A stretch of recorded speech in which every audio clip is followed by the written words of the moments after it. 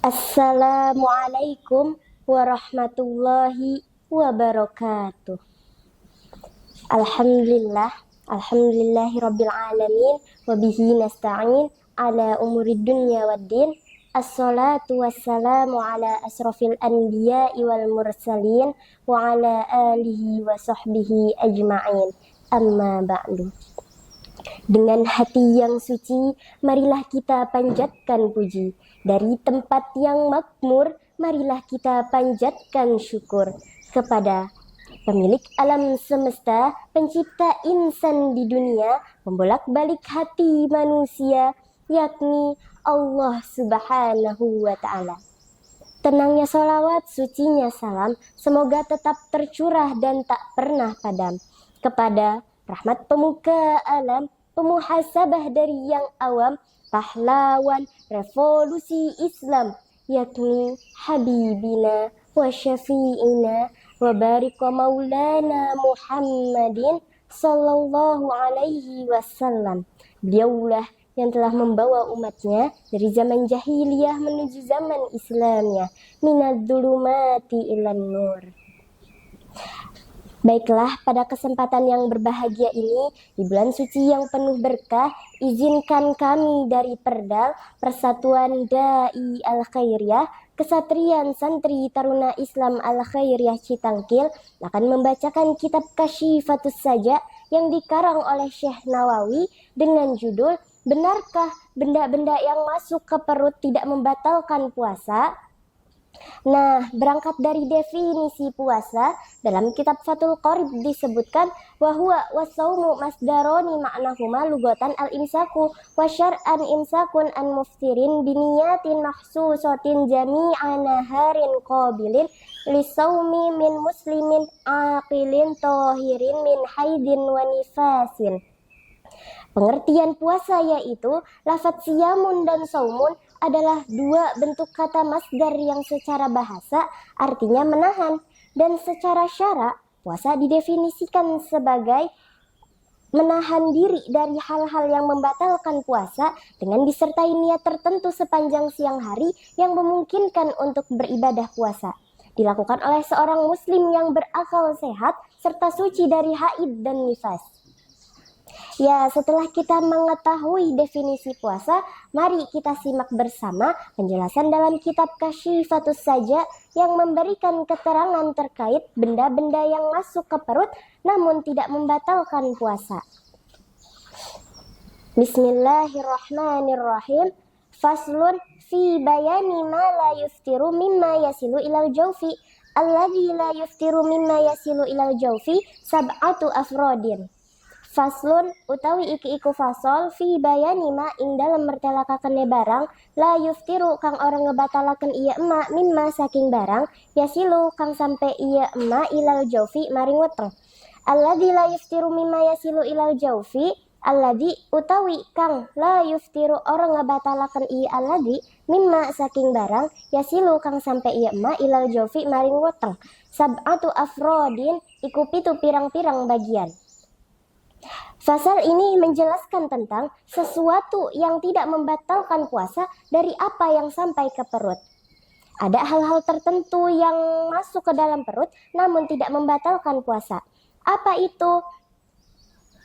Minal a'yani min nafadin maftuhin, yakni dari benda-benda tertentu yang masuk ke nafas maftuh atau lubang yang terbuka. Pada dasarnya, ketika ada benda yang terlihat masuk ke manfas maftuh, itu membatalkan. Namun, dalam hal ini, ada benda yang terlihat kemudian masuk ke manfas maftuh, itu tidak membatalkan puasa. Ada berapa? Sab'atu afrodin, itu ada 7 jenis atau kategori. Dengan demikian, fokus pembahasan adalah bahwa tidak semua benda yang masuk ke perut melalui jalur tertentu itu membatalkan puasa. Jalur yang dimaksud itu apa? Jalur yang dimaksud adalah si manfas maftuh ini nih, atau lubang yang terbuka. Namun ketika benda tertentu masuk, hal itu tidak membatalkan puasa. Disebutkan di sini ada 7 jenis kategori, yakni Al-awwalu wasani wasalisu ma yasilu ilal jawfi binisyanin lisawmi au jahlin au ikrohin. Al-awwalu utawi kang awal wasani lan kaping 2 wasalisu lan kaping 3 ma iku barang yasilu kang sampe iya ma ilal jawfi maring weteng binisyanin kelawan sebab lali lisaumi maring puasa au jahlin au ikrohin au jahlin atau bodoh au ikrohin atau den paksa. Disebutkan yang pertama, benda yang masuk ke dalam perut karena lupa kalau sedang berpuasa. Yang kedua, benda yang masuk ke dalam perut karena bodoh atau tidak tahu. Yang ketiga, benda yang masuk ke dalam perut karena dipaksa. Dari yang tadi disebutkan, ada nisyan atau lupa. Contohnya, seseorang lupa bahwa dirinya sedang berpuasa. Kemudian ia makan atau minum, maka puasanya tidak batal. Lalu yang kedua, jahal atau tidak tahu. Misalnya, tidak tahu bahwa tindakan tertentu dapat membatalkan puasa. Jadi, seseorang ini tidak tahu bahwa makan dan minum itu dapat membatalkan puasa. Nah, yang seperti itu puasanya tidak batal. Lalu, al-ikrohu atau dipaksa. Dan yang dipaksa itu apa? Wa minal ikrohi al-ijaru bisobbi fi halqihi. Termasuk dipaksa adalah seseorang menyewa orang lain agar memasukkan suatu benda ke tenggorokannya. Dalam hal pemaksaan atau al-ikrohu, pemaksaan adalah kondisi di mana seseorang melakukan sesuatu di luar kehendaknya karena tekanan atau paksaan dari pihak lain. Contohnya, jika seseorang dipaksa untuk melakukan tindakan yang membatalkan puasa, seperti memasukkan makanan atau minuman ke dalam tenggorokannya, serta al-ijaru atau penyewaan. Kata ini bermakna meminta bantuan orang lain atau membayar orang lain untuk melakukan suatu tindakan. Maksudnya apa? Dalam kalimat ini maksudnya adalah seseorang menyewa atau memerintahkan orang lain untuk menuangkan sesuatu ke dalam tenggorokannya orang yang sedang berpuasa. Dan untuk lupa itu sendiri, Kanjeng Nabi Shallallahu Alaihi Wasallam bersabda, "Man nasiya wa huwa shaimun fakala aw syariba falyutimma saumahu fa innama at'amahu Allahu wa saqahu." Rawahu Syaikhani as-sahahahu. Barang siapa lupa kalau dirinya sedang berpuasa, kemudian ia makan atau minum, maka selesaikanlah puasanya. Ia hanya diberi makan dan minum oleh Allah pada saat lupanya itu saja. Hadis ini diriwayatkan oleh Imam Bukhari Muslim dan mereka berdua mensahihkan hadis ini. Kemudian warrabi'u bijaroyani riqin mimma baina asnanihi. Warrabi'u lan utawi kang kaping papat bijaroyani riqin iku tetep kelawan miline iduh mimma saking barang baina asnanihi kang tetep ing dalem antarane pirang-pirang untune uwong. Dan yang keempat adalah sisa-sisa benda yang berada di sela-sela gigi kemudian masuk ke dalam perut melalui air ludah. Waqad ajaza an majihi li'udrihi bikhilafi ma idza qadara ala majihi litaksirihi.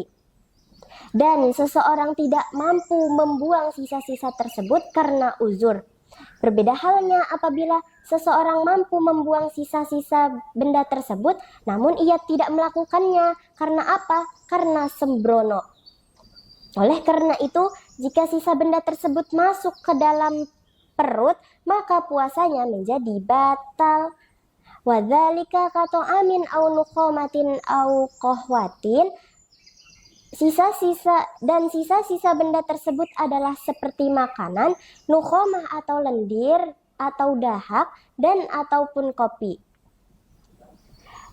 Fa'idha syariba qahwatan kubailal fajri wa baqiya atharuha lima ba'dahu fa'in bala'a riqahu al-mutaghayyira biha amdan ma'a qudratihi ala majjihi aftara wa illa salat. Oleh karena itu, apabila seseorang minum kopi sebelum fajar, lalu masih ada sisa kopinya itu di giginya setelah fajar, maka jika ia menelan air ludahnya yang berubah sebab si sisa kopi tersebut secara sengaja dan ia sebenarnya mampu membuang sisa kopi tersebut, maka puasanya batal. Nah, sebaliknya, jika ia tidak mampu membuang si sisa kopi tersebut nih, maka puasanya tidak dihukumi batal. Wa nukhamatu bidhammi ma yukhrijuhul insanu min halqihi min makhrajil kha'i al-mu'jamati. Kata nukhamah dengan harokat domah pada huruf nun itu berarti sesuatu atau lendir dahak yang dikeluarkan oleh manusia di tenggorokannya, yaitu dari makhraj huruf kha. Wazada al-Maturiziyu wa huwa ma yuhrijuhu minal khayshum. Dan Imam al-Maturizi menambahkan bahwa nukhamah adalah mencakup sesuatu yang dikeluarkan oleh manusia, yakni dari rongga hidung.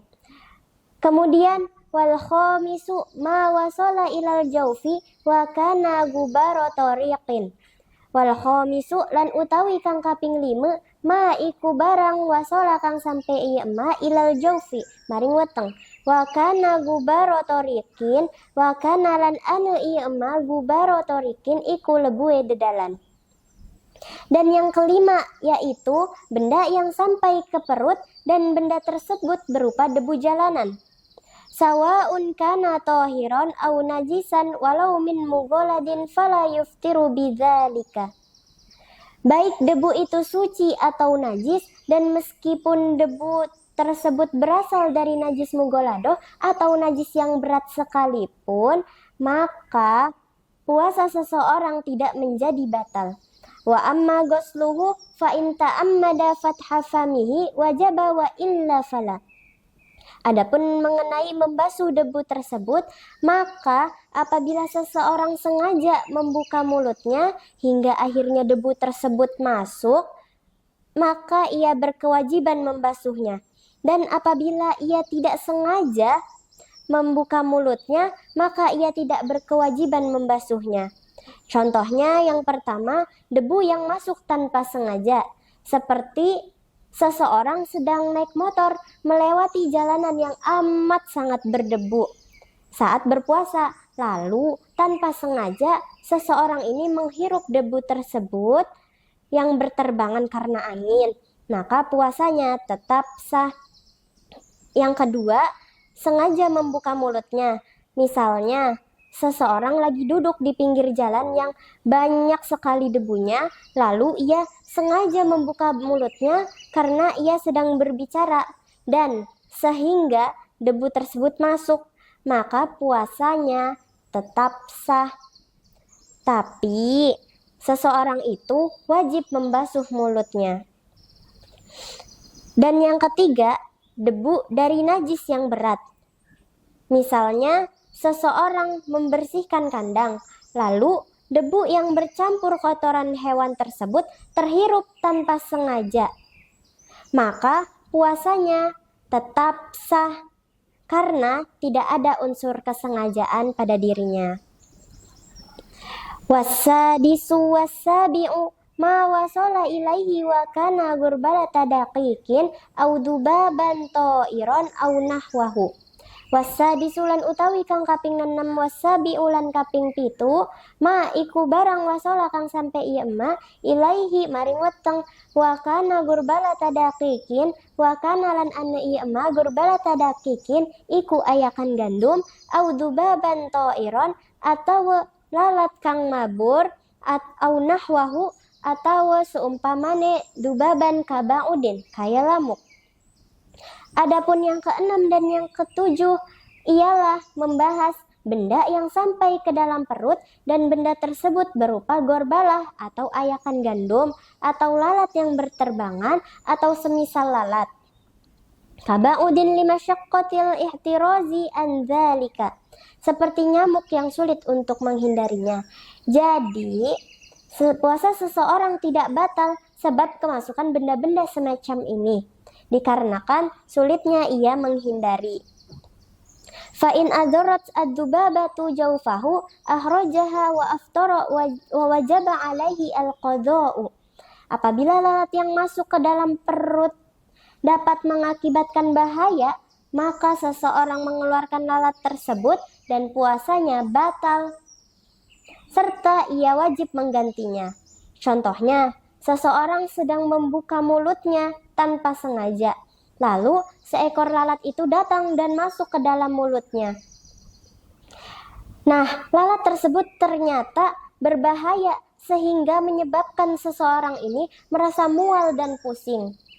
Akhirnya, seseorang ini memutuskan untuk memuntahkan lalat tersebut.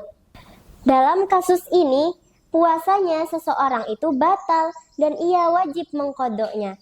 Nabahu ala dzalika Ibnu Hajarin. Demikian ini disampaikan oleh Ibnu Hajar. Walau ta'ammada fathal fami walau li ajlil wusuli thumma hasalal wusulu ba'da dzalika bi ghairi fi'lihi lam yuftir ala sahihi. Apabila seseorang sengaja membuka mulutnya meskipun itu untuk tujuan tertentu, lalu setelah itu sesuatu masuk ke dalam perutnya tanpa perbuatannya, maka menurut pendapat yang lebih kuat atau sahih, puasanya tidak batal. Amma law sara ba'da fatha famihi yatalaqqafu bihil gubara minal hawa'i fa innahu yadurru qalahu asyarqawiyyu. Adapun apabila seseorang sengaja membuka mulutnya lalu debu di udara terkumpul dalam mulutnya dan berhasil masuk ke dalam perut, maka puasanya dihukumi batal. Hal ini dikarenakan membuka mulut secara sengaja merupakan memfasilitasi masuknya debu, sehingga hal itu dianggap tindakan yang dapat membatalkan puasa. Pendapat ini disampaikan oleh Imam Syarqawi yang merupakan seorang ulama bermazhab Syafi'i. Wal gorbalatu masdarun gorbala wahia idaratul habbi fil girbali bikasril ghaini awid daqiqi fil munkhali liyukhriju khabisuhu wa yabki tayyibuhu. Gorbalah adalah bentuk masdar dari fi'il madi gorbala. Ia berarti memutar-mutar biji-bijian atau gandum di atas ayakan agar menjadi bersih dan hilang kotorannya. Sebelum ditutup, kami akan menyampaikan rekapitulasi 7 kategori sebagai penutup pembahasan, yakni terkait benda-benda tertentu atau kondisi tertentu di mana sesuatu masuk ke dalam perut namun tidak membatalkan puasa. Yang pertama, benda masuk karena lupa kalau sedang berpuasa. Yang kedua, benda masuk karena tidak tahu hukumnya. Yang ketiga, benda masuk karena dipaksa. Yang keempat, sisa-sisa makanan di sela gigi yang sulit untuk dikeluarkan. Yang kelima, debu jalanan yang masuk ke perut. Yang keenam, benda kecil seperti lalat atau nyamuk yang sulit untuk dihindari. Dan yang terakhir atau yang ketujuh, partikel halus atau serpihan kecil yang sulit untuk dihindari. Wallahu a'lam bishawab. Mungkin itu sajalah yang dapat kami sampaikan pada kesempatan kali ini. Kurangi tidur, banyakin ngopi. Cukup sekian dan terima kasih. Fastabiqul khairat. Salam hormat kami dari Perdal. Selamat menanti saat berbuka puasa. Berbukalah dengan yang manis-manis dari kami yang termanis. Wallahu fi aunil abdi makanal abdu fi auni akhihi. Wallahul muwafiq ila aqwamit thariq. Wassalamualaikum warahmatullahi wabarakatuh.